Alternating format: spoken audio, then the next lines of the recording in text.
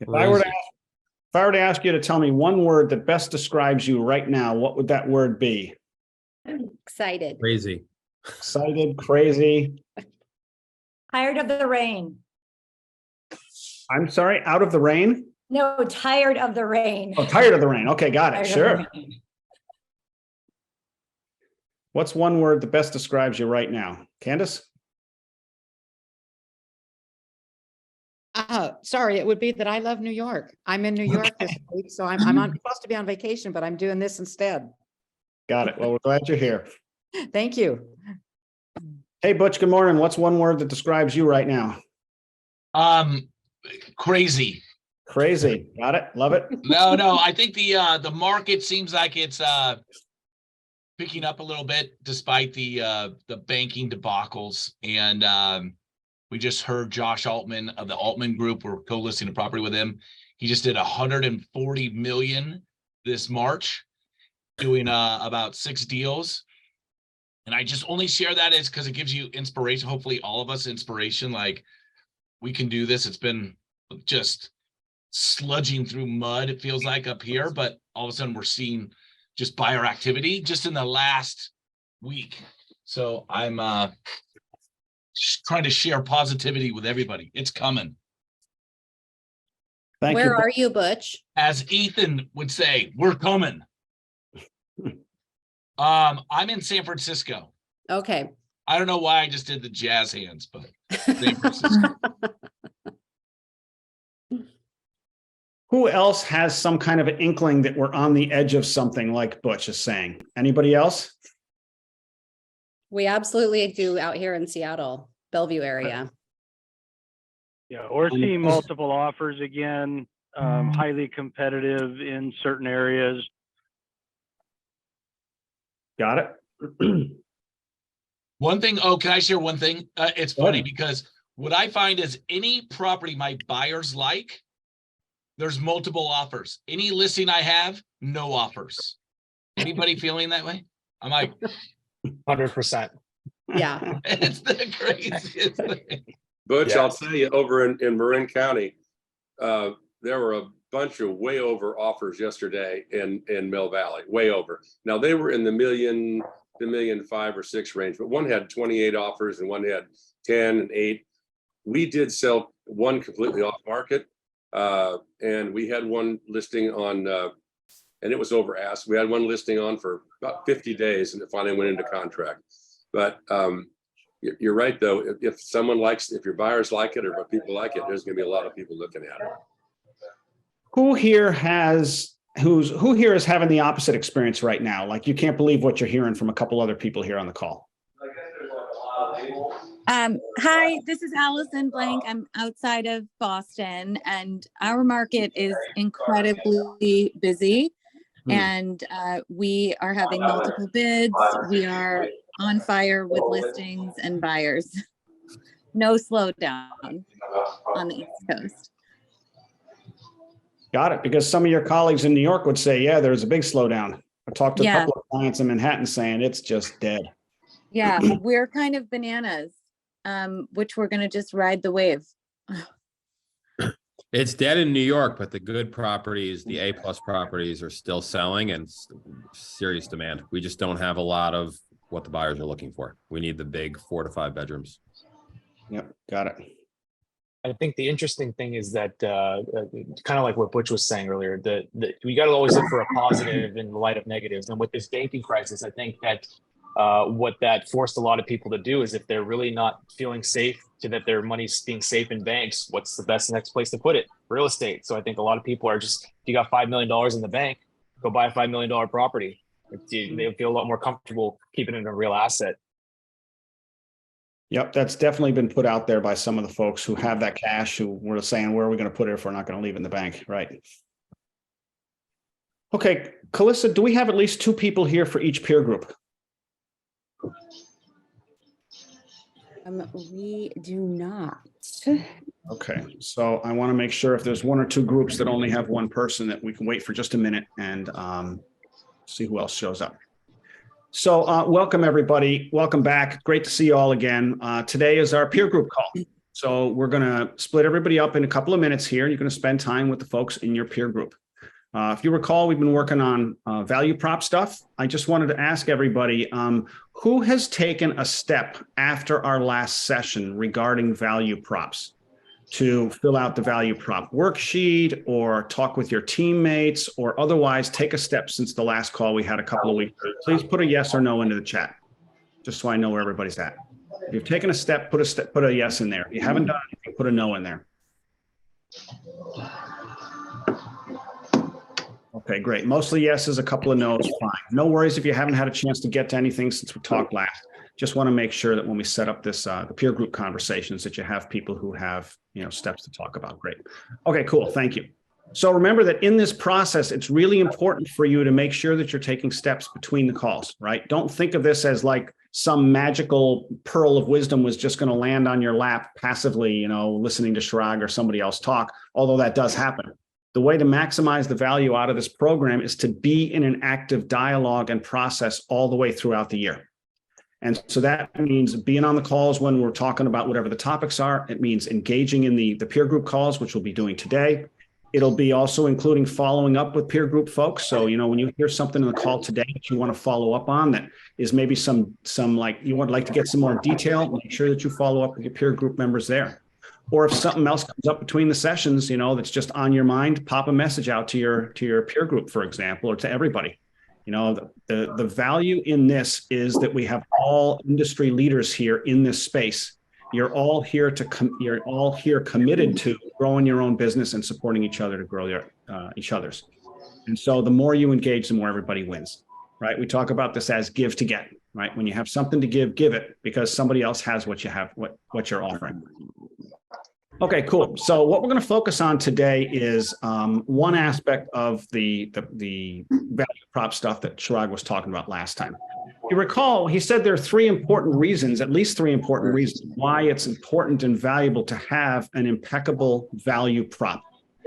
First, he says, first and foremost, so you can be profitable. You need to know what you're offering, in what form, and we're talking about a lot more than just splits, right? We're talking about your time. We're talking about other commitments that may be part of what it is that you offer people on your team that somebody has to spend time focused on or providing. And that's money in the business. Secondly, and also just as important from a team point of view, is getting the right people to come to you. I always say the first rule of effective teaming is get the right people on the team. And the most important and valuable way to do that is to have a killer value prop. Third reason he mentioned was retain people. You never want to see a great person walk out the door. If somebody's not really contributing a lot, fine. They can walk out the door, then go somewhere else, go to one of your competitors and screw them up. That's fine. But you never want to see somebody good walk out the door. And the best possible way for you to do that is to make it so irresistible for them to stay that they would never consider leaving.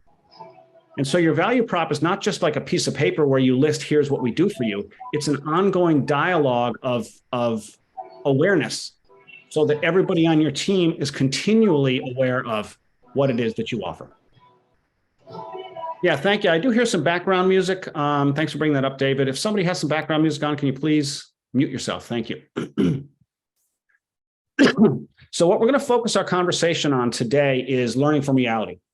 So whether you were able to talk with your team or not, what we're going to do is I'm going to put you into the peer groups here in just a minute. Calissa will put you in just a moment. And what we want you to talk about is what have you learned from your team members about what they're actually using that they value being on your team. In other words, we talked before about perceived value and actualized value. Remember, perceived value is what we think we offer that has value to the people on the other side, whether this is internal or external. That's our perceived value. Actualized value is what they're actually taking advantage of. It's their perspective of what's valuable. And sometimes there's a huge gap there, right? We think we're offering 150 different things. They're only availing themselves of 2 of them. So from their point of view, there's only 2 things that we offer that are worth it. Now, it may be that they haven't heard of those other things, and that's part of the ongoing dialogue that you need to be in with everybody of awareness. Or it could be that they have heard of those things. They understand what it is. They just don't value it the way that you do. And so they consequently don't take advantage of it. And so you think you're offering 5 things of value. They only see value in 1 of them or 2 of them, right? That's the gap.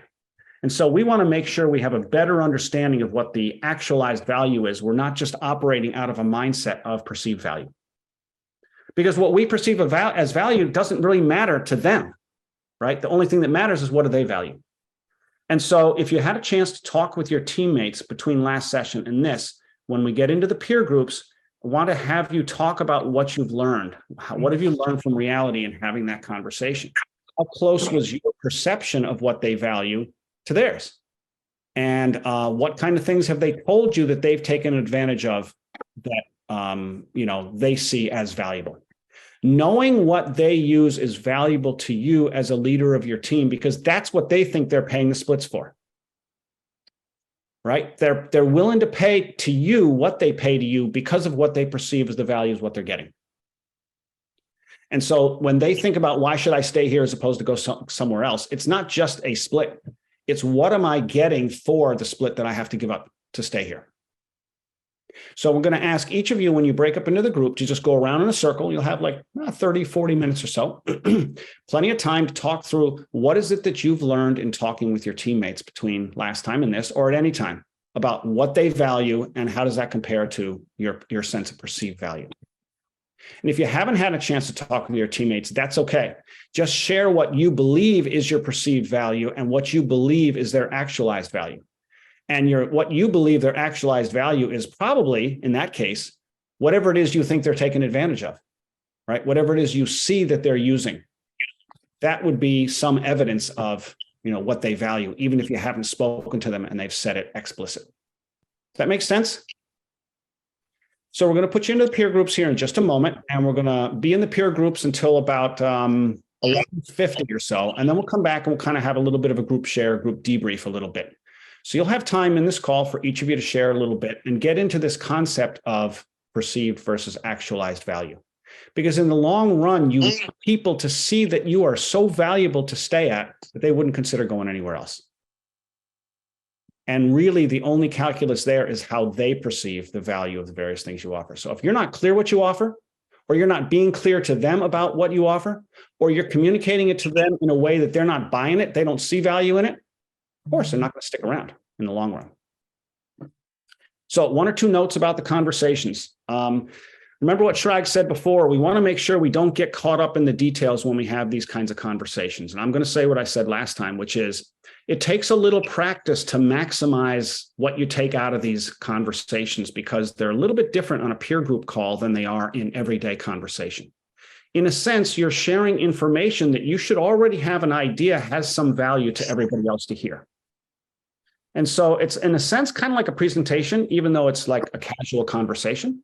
You shouldn't be clogging up what it is you want to share with everybody with information and details that are not relevant or valuable to everybody else. So, for example, if you say, hey, listen, I had this great conversation with a client the other day, and then this is where you go off the rails. You say, I first met this client 16 years ago when I was at my podiatrist office, and I was sitting there in the waiting room because I had a bunion on my third toe. Right? That kind of stuff is maybe not necessary for everyone to spend time on, right? We all want to make sure that we're maximizing the value of our time here. So as you think through, not just this time, but every time, what is it that I want to put out there that I think could be worth other people listening to? Make sure that you kind of stay on topic there. And you don't have to get into every little detail. You don't have to go into the deepest backstory. And I always caution people, don't get too caught up into too much storytelling, because it's very easy to tell a great story and stretch a story out to 15 or 20 or 30 minutes. But when you have 4 or 5 people in your group, it's best to have everybody share something. So you don't want to have one person hog it all. So be a little cognizant and aware of what it is that you're putting out there for others, and ask yourself, is this relevant? Is it valuable? If I heard this from somebody else in my peer group, would I find it useful to help my thinking, or something that I can implement in the processes, procedures, or everyday business practices of my business? And if so, absolutely put it out there. So it takes a little practice to get into that groove. So after these first couple of conversations, I think everyone's going to get better at it. At least that's what we typically see in groups. So everyone should be cognizant as you share what it is you share. Feel free to listen deeply, ask the right kinds of questions, and maximize the value of the conversation for you and for everybody. This is really the unique opportunity of this particular way of learning through masterminds. Is you've got people who are every bit as experienced and smart and talented and knowledgeable as you, but everybody's a little bit different. They're coming from a different place, and therefore they have something to offer. Does that make sense to everybody? Awesome. Okay, great. So, Calissa, would you please put everybody into the groups? I'll pop in and out of the groups for a minute or two here and there, just to see how things are going. And we'll come back here at 11:50, and we'll just talk a little bit about your conversations. All right, see you then.